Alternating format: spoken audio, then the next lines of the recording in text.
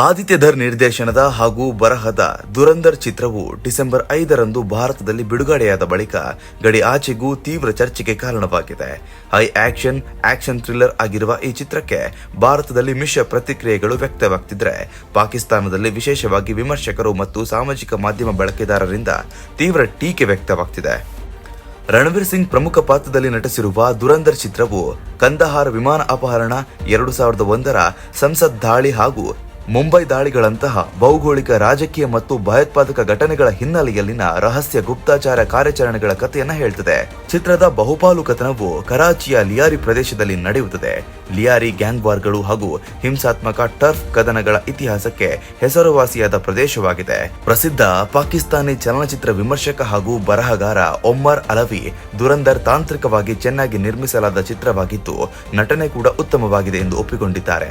ಆದರೆ ಚಿತ್ರದಲ್ಲಿ ತೋರಿಸಿರುವ ಕರಾಚಿಯ ಚಿತ್ರಣ ಹಾಗೂ 2007-8ರ ಅವಧಿಯ ಘಟನೆಗಳು ವಾಸ್ತವಿಕವಾಗಿಲ್ಲ ಎಂದು ಅವರು ಟೀಕಿಸಿದ್ದಾರೆ.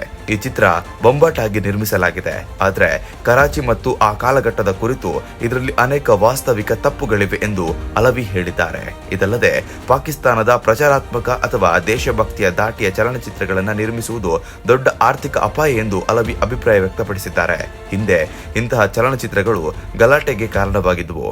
ಪಾಕಿಸ್ತಾನದಲ್ಲಿ ಈಗ ಕೆಲವೇ ಸಿನಿಮಾ ಮಂದಿರಗಳು ಉಳಿದಿದ್ದು, ಟಿಕೆಟ್ ದರಗಳು ದುಬಾರಿಯಾಗಿವೆ. ಜನರು ಮನೆಯಲ್ಲೇ ಗುಣಮಟ್ಟದ ನಾಟಕಗಳು ಮತ್ತು ವೆಬ್ ಕಂಟೆಂಟ್ ಗಳನ್ನ ವೀಕ್ಷಿಸುವುದಕ್ಕೆ ಹೆಚ್ಚು ಒಲವು ತೋರಿಸುತ್ತಿದ್ದಾರೆ ಎಂಬುದನ್ನ ಅವರು ಉಲ್ಲೇಖಿಸಿದ್ದಾರೆ. ನಾಟಕ ನಟ ಕಮರ್ ರಾಜ್ ಕೂಡ ಈ ವಿಚಾರಕ್ಕೆ ಪ್ರತಿಕ್ರಿಯಿಸಿದ್ದಾರೆ. ಪಾಕಿಸ್ತಾನದಲ್ಲಿ ನಿರ್ಮಿಸಲಾದ ಪ್ರಚಾರಾತ್ಮಕ ಅಥವಾ ಜೀವನ ಚರಿತ್ರ ಚಲನಚಿತ್ರಗಳನ್ನ ಜನರು ಸಾಮಾನ್ಯವಾಗಿ ತಿರಸ್ಕರಿಸುತ್ತಾರೆ ಎಂದು ಹೇಳಿದ್ದಾರೆ.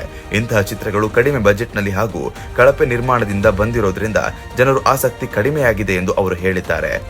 ದುರಂಧರ್ ಚಿತ್ರದ ಕಲ್ಪನೆ 2014ರಲ್ಲಿ ಕಾರ್ ಬಾಂಬ್ ದಾಳಿಯಿಂದ ಮೃತಪಟ್ಟ ನೈಜ ಜೀವನದ ಪೊಲೀಸ್ ಅಧಿಕಾರಿ ಚೌಧರಿ ಅಸ್ಲಂ ಅವರನ್ನ ಆಧರಿಸಿದ 2022ರ ಪಾಕಿಸ್ತಾನಿ ಚಿತ್ರದಿಂದ ಪ್ರೇರಿತವಾಗಿರಬಹುದು ಎಂಬ ಮಾತುಗಳು ಅವರು ಹೇಳಿದ್ದಾರೆ. ಚಿತ್ರದಲ್ಲಿ ಸಂಜಯ್ ದತ್ ಚೌಧರಿ ಅಸ್ಲಂ ಪಾತ್ರದಲ್ಲಿ ನಟಿಸಿದ್ದಾರೆ. ಅಕ್ಷಯ್ ಖನ್ನಾ ನಿಜ ಜೀವನದ ಗ್ಯಾಂಗ್ಸ್ಟರ್ ರೆಹಮಾನ್ ಡಕ್ಕೈತ್ ಪಾತ್ರದಲ್ಲಿ ಕಾಣಿಸಿಕೊಂಡಿದ್ದಾರೆ. ಅರ್ಜುನ್ ರಾಮ್ಪಾಲ್ ಭಯೋತ್ಪಾದಕ ಇಲಿಯಾಸ್ ಕಾಶ್ಮೀರಿ ಆಧಾರಿತ ISI ಮೇಜರ್ ಇಕ್ಬಾಲ್ ಪಾತ್ರದಲ್ಲಿ ನಟಿಸಿದ್ದಾರೆ. ಆರ್ ಮಾಧವನ್ ಭಾರತೀಯ ಗುಪ್ತಚರ ಅಧಿಕಾರಿಯ ಪಾತ್ರದಲ್ಲಿ ಕಾಣಿಸಿಕೊಂಡಿದ್ದಾರೆ. ಸಾಮಾಜಿಕ ಜಾಲತಾಣದಲ್ಲಿ ಚರ್ಚೆಗೆ ಕಾರಣವಾಗಿರುವ ಈ ಸಿನಿಮಾದ ಬಗ್ಗೆ ಬಿಲಾಲ್ ಹಸನ್ ಚಿತ್ರದ ಕುರಿತು ಮಿಶ್ರ ಅಭಿಪ್ರಾಯವನ್ನ ವ್ಯಕ್ತಪಡಿಸಿದ್ದಾರೆ. ಚಿತ್ರ ತಾಂತ್ರಿಕವಾಗಿ ಅತ್ಯಂತ ಚೆನ್ನಾಗಿ ನಿರ್ಮಿಸಲಾಗಿದೆ. ಆಕ್ಷನ್ ದೃಶ್ಯಗಳು ಅದ್ಭುತವಾಗಿದೆ. ಅಕ್ಷಯ್ ಖನ್ನಾ ಅವರ ನಟನೆ ಗಮನ ಸೆಳೆಯುತ್ತದೆ. ನಾನು ಬೇಸರವಾಗಬಹುದು ಎಂದು ಅಂದುಕೊಂಡಿದ್ದೆ, ಆದರೆ ಅದಕ್ಕೆ ಸಾಧ್ಯವಾಗಲಿಲ್ಲ ಎಂದು ಅವರು ಹೇಳಿದ್ದಾರೆ. ಆದರೆ ಚಿತ್ರದಲ್ಲಿನ ಪಾಕಿಸ್ತಾನ ವಿರೋಧಿ ಸಂಭಾಷಣೆಗಳನ್ನ ಅವರು ಕಟುವಾಗಿ ಟೀಕಿಸಿದ್ದಾರೆ.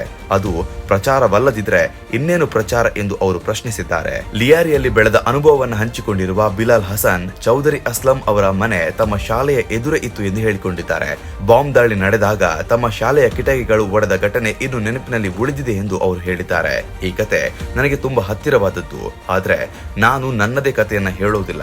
ರಾಜಕಾರಣಿಗಳು ಮತ್ತು ಸರ್ಕಾರದ ಪಾತ್ರ ಇದರಲ್ಲಿ ಇರುವುದರಿಂದ ನಾವು ಸುರಕ್ಷಿತ ಹಾಗೂ ಚಾಕಚಕ್ಯತೆಯ ಸ್ಕ್ರಿಪ್ಟ್ ಗಳಿಗಾಗಿ ಮಾತ್ರ ಹಸಿರು ನಿಶಾನೆ ತೋರಿಸುತ್ತೇವೆ ಎಂದು ಅವರು ಹೇಳಿದ್ದಾರೆ. ಇನ್ನೊಂದೆಡೆ ಪಾಕಿಸ್ತಾನದಲ್ಲಿ ಹಲವಾರು ಚಿತ್ರದ ವೇಷಭೂಷಣಗಳ ಮೇಲೂ ಆಕ್ಷೇಪ ವ್ಯಕ್ತವಾಗಿದೆ. ವಿಶೇಷವಾಗಿ ರಣವೀರ್ ಸಿಂಗ್ ಅಭಿನಯಿಸಿರುವ ಗುಪ್ತಚಾರ ಪಾತ್ರದಲ್ಲಿ ಅವರು ಧರಿಸಿರುವ ಅರ್ಧ ತೋಳಿನ ಸಲ್ವಾರ್ ಕಮೀಜ್ ಪಾಕಿಸ್ತಾನದಲ್ಲಿ ಸಾಮಾನ್ಯವಲ್ಲ ಎಂದು ಸಾಮಾಜಿಕ ಮಾಧ್ಯಮ ಬಳಕೆದಾರರು ಟೀಕಿಸಿದ್ದಾರೆ.